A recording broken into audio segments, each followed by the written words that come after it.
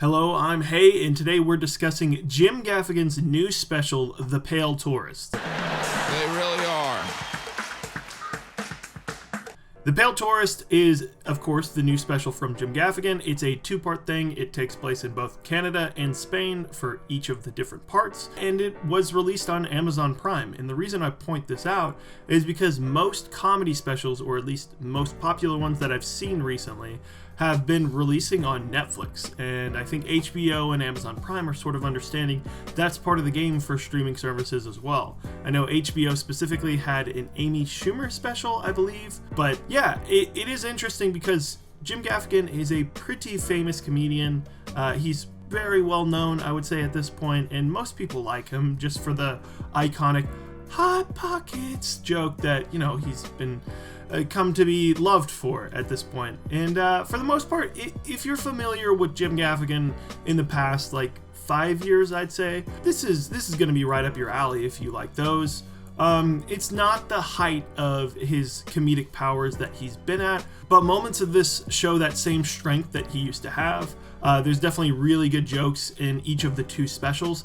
That's one of the things I will say as a little bit of a negative for me. Having a two-part special and watching both of those at the same time, because I was assuming maybe that's how it was supposed to be consumed. It was a little bit wearing to watch two stand-up routines in different places. All of it was new material, in fairness, which is really cool. But it did come a little bit monotonous in a way because I was watching the same stand-up special for 2 hours instead of the normal sub-hour runtime.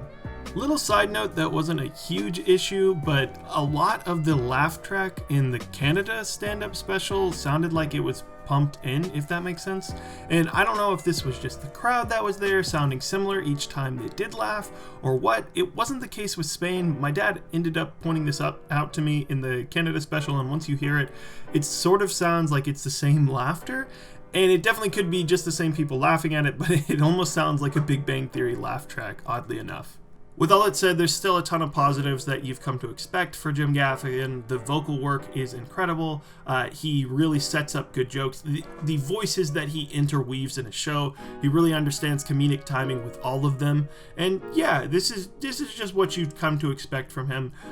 I like Jim Gaffigan. He's a really funny dude. He's becoming more involved in directing projects and writing projects. So I do wonder where that is going to go for him in the future, but yeah, he's definitely a guy that I look at and I'm like, oh boy, something new to watch from Jim Gaffigan. Let me know your thoughts on The Pale Tourist, and of course, if you are even watching this, maybe you don't have Amazon Prime and you only have Netflix, but yeah, let me know your thoughts if you did see it or if you've seen any of Jim Gaffigan's specials in the future.